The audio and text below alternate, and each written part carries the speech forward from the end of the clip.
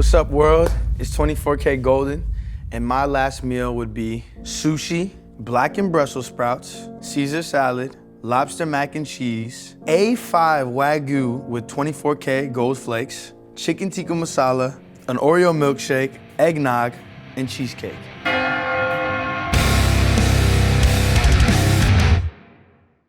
All humans have exactly two things in common. We're all slowly dying and we all gotta eat. 24kGoldn, welcome to Last Meals. Thank you for having me. Of course, man. So your last meal, it's really eclectic. It is all over the place, but it's got a lot of awesome stuff in here. When I read it, I was literally like, let's go. Like uni, the saba, everything. Had you thought about this before? Nah, I was just, when they told me that I could be as outrageous as I wanted to be, I really took that to heart and I was like, let me make these guys' job as hard as possible. No, you got it twisted though, because you made our jobs as awesome as possible, because then we just get to spend $500 on steak and I'm taking half of it home. And Yeah. I'm not gonna apologize for that, because that's incredible. Well, it's a win-win situation then, boom. That's what I'm saying, man. All right, so you're 21 years old. You're coming off of a massive, massive single, a gold record. You're really young, you're on top of the world. How often do you think about death? I try to think about it as little as possible so I don't have existential crisis. You're on a great show, man. Do you want to have an existential crisis right now in front of the camera? If there's any time to have an existential crisis, probably on camera is best, right? Let's get to it then. Let's do it. All right, Golden, right now we have the epitome of luxury. This is A5 Wagyu. This is a ribeye. This is from the Miyazaki prefecture in Japan. This cow was only fed olives for its entire life, and we just quickly seared it with some salt and then topped it with 24-karat gold flake. Wow. Please, man, dig in. It's getting cold. Don't let that sit. You gotta jump in. You don't gotta tell me twice. I'm just gonna watch you. If I make you uncomfortable at any point, just tell me to stop being so close. I might breathe on you. All right. Boom. Just look at that marbling. You got the nice 24K on top. What are we thinking? Oh my God. So the first time I ever had Wagyu beef was when I was in Japan. And we went to like this kind of shady, second floor of some office building restaurant. But it was the craziest steak I'd ever had in my whole life. Like, this is not like regular steak. Like, This should be a food of its own. No, it's like a completely steak different butter. category. Yeah, exactly. It's like the cow is just melting in its own fat. And the gold on top really does nothing for the flavor. It's just because I wanted to see if y'all were gonna let me do it. This is the test. This is like Van Halen in their rider saying, "Don't put the brown M&Ms in there." Exactly. You Like, want some? Yeah, can I grab a bite? Here, You wanna? Yeah, crazy. thank you, Ben. I don't want to pause the show, but like, damn, this looks so good. I know. I can't just eat this in front of you, That's a hefty meal. right?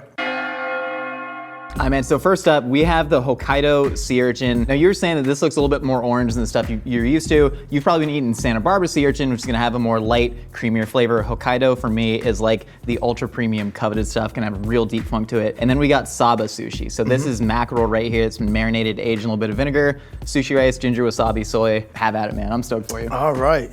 Oh yeah, then we got the sea urchin carcass. I killed that sea urchin when we went to a sea urchin factory. It wasn't like, I didn't like murder it in the wild. Like I'm a soft boy. Oh, you just murdered it in a controlled environment. Yeah, correct. Like it sounds messed up when you say it like that, but yeah, I don't know what to tell you. How else do you think it gets on your plate? I just don't want to think about that. Do you want to think about the fact that you're actually eating gonads? What? That's sea urchin. It is technically the sea urchin genitalia, but enjoy. This is genitalia I'm about to eat right now? Yeah, but don't be weird about it. You're making it weird, not me. I wish I didn't know that. That's my bad. I should have said it till after. All right, a little soy sauce dip in. You're right. The flavor is way different. It's almost like concentrate. Like it's more uni per uni. Yeah. Yeah. Uni square. All right, let's hit the other one. Dude, you're gonna be full by course 3. I told you before, man, I did not eat breakfast today. I came prepared to eat. I mean, so tell me about the choice of Saba. Like uni, a lot of people know that as a really luxurious option. Saba's a deep cut, man. That's not like the bluefin tuna. Yeah. Like, you're a foodie. You're a capital F foodie, man. I definitely am a foodie. Like, I grew up in San Francisco, and San Francisco has got all different types of food. You know, we got Japanese food, we got Mexican food, like Ethiopian food, like just the whole list. So my mom actually put me on to Saba, because this is her favorite sushi. So that was just, this is like a little slice of home for me right here. What's like your favorite dish that either your mom and dad used to make? My pops makes a crazy turkey bolognese. Yeah? Yeah, it goes crazy. I'm guessing you grew up eating a little bit healthy too, because he's putting the turkey in there. Yeah. Like they told me I was allergic to red meat for like the first 10 years of my life. And then I found out I wasn't. And It's a weird thing to miss out on for a while. Yeah, right? So Especially missing out on that. exactly. So no bacon, no Wagyu, no beef burgers. So then I just kind of like went crazy after that and like ate bacon every day. And then I kind of just overdid it and now we gotta balance. You gotta balance. find that medium. Exactly. Yo, speaking of your dad, you said something in an interview once I thought was really fascinating about the creases in your palm. So like basically in my palms, and I think a lot of other people have this too, but my creases form a W, and you don't really get that until you're older. My dad, he kind of gave me this framework of like, oh, this W, that stands for warrior. And that's just, there's a certain code of ethics or morals or just how to be like a great individual and like mind, body, spirit, and just that was kind of the way that he raised me, with the hopes of one day having these creases in my palms if you can abide by this way of living. Yeah. What's like the single greatest lesson you took from that warrior mentality that you can like bestow onto other people? Like treat people the way you want to be treated, like that golden rule, no pun intended. What you put out into the world is what you're gonna get back. So just don't be a dickhead. Don't be a dickhead, the warrior mindset, baby. Yeah. 24kGoldn said it himself. You know, certified. All right, Golden, now we're moving on to the vegetable course right here. First you have your steak, then you have your sushi, and then you get on to vegetables. Is that how it works? A little backwards, but you know, We're figuring it out. All right, so we got blackened Brussels sprouts here. It's a little homemade blackening seasoning with some duck fat, a little bit of sherry vinegar to finish. Then we have a classic Caesar salad right here. Romaine dressing made from scratch, of course. Grana Padano cheese, homemade croutons. It smells good. Yeah? You all smell your salads first? It's like a test of quality? Yeah, you know, wine, salad, same difference. Tell me about why Brussels sprouts and why Caesar salad. So I used to hate Brussels sprouts because like the only Brussels sprouts I ever had were like boiled and like very like Cold War-esque, you know? What do you mean Cold War-esque? Like I just imagine like the like boiled Brussels sprouts, like that's like some of these like old Russian grandmas making Brussels sprouts.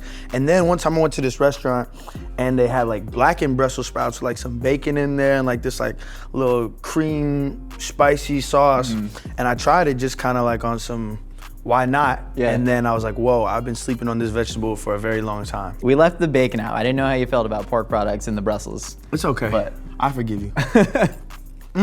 Yeah, you get them nice and crispy and they just sing. These are going crazy. All right, man, so we were talking about the warrior mentality earlier. I'm curious how that leads into fear. You posted an Instagram selfie that was 6 days before El Dorado came out. Stream wherever you can stream it, buy it wherever you can buy it. I like to plug early on the show. Hey, cool with me, sure. But you posted a selfie of you crying in the mirror about 6 days before, saying that you were down bad, worse than you've ever been. Tell me about the decision to post that. Tell me about the emotions that were going through your mind at the time. I remember just feeling like, that day, you know, it was right after the mood thing, and that having a song that big in that early in your career it can be very just volatile, because some days you feel like you're on top of the world and some days you feel like you're not good enough or you don't deserve this, you get imposter syndrome. And I remember I took that picture just because I never wanted to forget how I felt in that moment. And I was like, damn, like I'm really like ugly crying right now. Like I hadn't cried in years and I'm really just bawling my eyes out. Still fly though, you seen the sweater. Oh yeah, no, you're still getting cut for sure, yeah. But my whole thing was, if there's just one person out there that saw that was like, damn, I feel better seeing that somebody that I listen to or admire feels the same way as I do, I think that would make them feel better. And like the response was overwhelming on how many people were just like, damn, like you're real for posting this, or thank you for sharing this. So yeah, that was that. There's a weird paradox with success, right? Where you think you want to get to a place because you'll be happier, but then you actually get there and you find out that the pressure makes you anxious, makes you depressed, and we've seen that among a ton of people. How do you stop that? We think that like having some sort of monetary success or career success kind of makes all your problems go away. But it doesn't. It just makes the problems that can be solved with money go away, you know? When you have all your money problems gone away, all the problems you have left are the problems that are the real hard ones. They actually matter, yeah. The ones that can't be solved with money, you know, family problems, problems with your friends, and those problems aren't the ones that can be solved the easiest. So that's why I think a lot of people like get sad after they achieve success, because they thought that achieving this financial goal or career goal was gonna fix everything, and it really doesn't. It just kind of makes the things that you can't fix more apparent. How do you actually fix those things, other than just like years of therapy and talking to people? I think it's really, I go to therapy. Yeah. That was one of the best decisions I made in my whole life. Like having somebody that you could talk to that's isolated from your everyday life, it just gives you good perspective. But unfortunately, not everybody's able to afford it. But if you can't, you know, just, there's people that, I think everybody has somebody that genuinely and unconditionally loves them or cares about them, and it's just knowing who those people are and trusting them enough to share how you're feeling. All right, Gold, next up, we got the lobster mac and cheese. So this is an entire lobster tail with a lot of the claw meat also baked in. We got the garlic and herb panko breadcrumbs. We got fontina, we got emmental, we got some Gruyere baked on top. Then we got chicken tikka masala, pretty classic recipe right here. Got the curry cooked down, all the ginger, the garlic, the onion, some grilled chicken thighs in there, yogurt, all of it. Of course, you gotta have the garlic naan with it. Got to. Dig in, man. It's I'm mandatory. excited. I don't even know where I want to start. This is two of my favorite foods right here going head to head. Like, It's your last meal, man. Make it your own. if this is my last meal, at least we're going out with a bang. Hey, cheers. This might be the best mac and cheese I've had in my entire life. Yes, sir. This might be the best mac and cheese I've had in my entire life. Hey, that's to Nicole. This is Nicole's. We posted the recipe for this. Whoa. Nicole's mac and cheese, it rules so hard. Don't tell my grandma I said that, but whoa, this is crazy. We specifically are sending a YouTube link to the camera. You know how to get on YouTube? No. All right, that's fine. Yeah, my grandma has no idea what I do for a job. My grandma asked me to burn my album onto a CD for her so she could listen to it. At least she knows how to use CDs, and you're not going back to like, hey, you got a Victrola? Yeah, like, yeah, you put on the record player. No, she's not that old. Shout out grandma though, love you. We love our grandmas out here.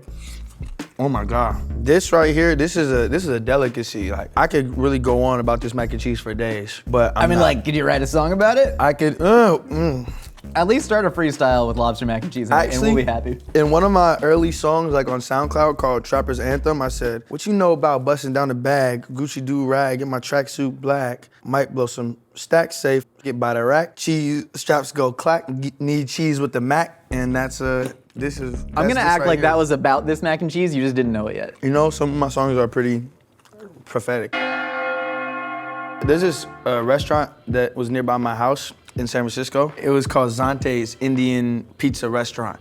And they did Indian food, they did pizza, and then they did a combination Indian pizza. Hell yeah. So I would get the Indian pizza and I would just dip it in my chicken tikka masala. And to this day, that's still one of my like favorite dining experiences. All right, so first we just gonna sample the sauce.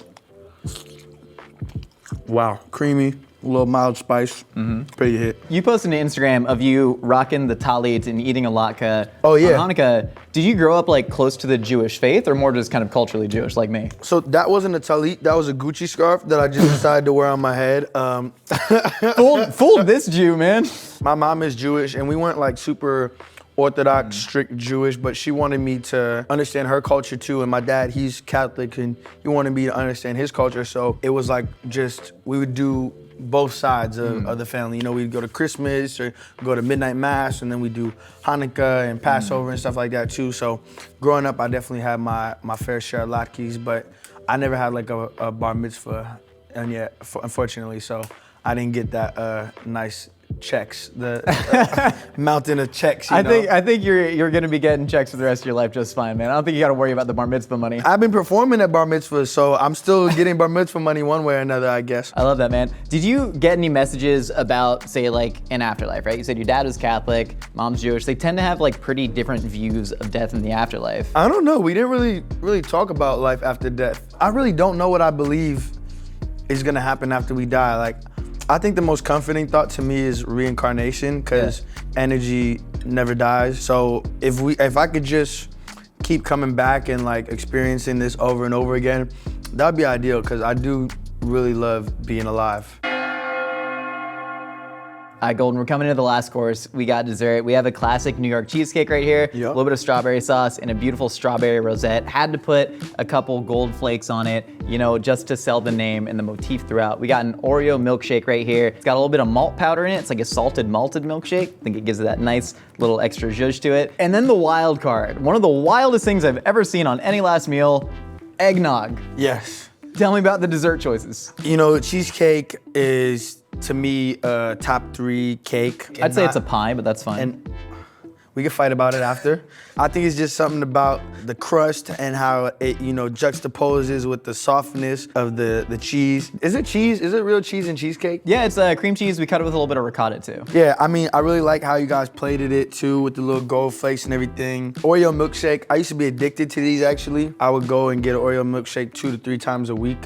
We went on a search around Los Angeles to find who had the best Oreo milkshake, and one of the most surprising milkshakes that we had was a Jack in the Box Oreo milkshake. It's like top tier. I gotta put you on a Carl's Jr.'s milkshakes, man. I'm just saying, better than Jack in the Box. They're hitting. Yeah. Oreo? Yeah, oh, they got Oreo. Okay. Well, And then the elephant in the room, dude. Oh, What? yeah. Eggnog? Come on. this is a wintertime delicacy right here.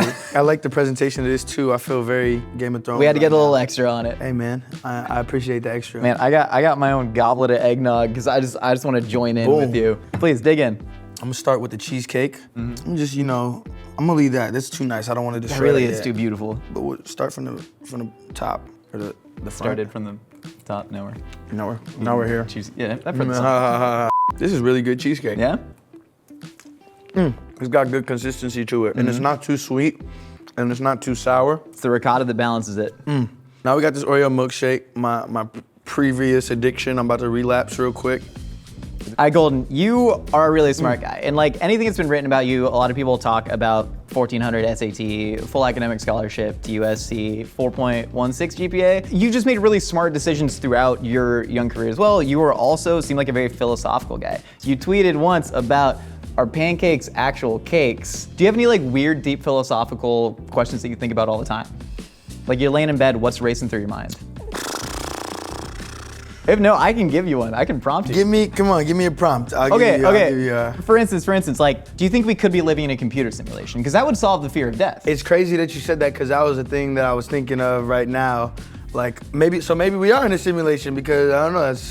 That's weird. Like so many weird things happen. This is a really weird thing to be doing right now. This almost doesn't make sense for real life. Dude, you're drinking a giant goblet of eggnog after eating lobster mac and cheese. It makes more sense for that to be in a computer simulation than for it to be real. Okay, now I'm about to have my existential crisis. Thanks. Do a lot, it, man, Josh. of course. Yeah. No problem. But does that matter? I think it really doesn't matter. Like I think simulation or not, the experience you're having is real. If you think about it from a biological perspective, our whole purpose of being alive is to like get somebody pregnant and then die, right? Yeah. So like, why even consider purpose in the first place? I feel like your next EP is gonna be called "Get Someone Pregnant and Die." All right, man. Let me know when you want to cheers this eggnog. I gotta try it. Come on, let's hit it. All right.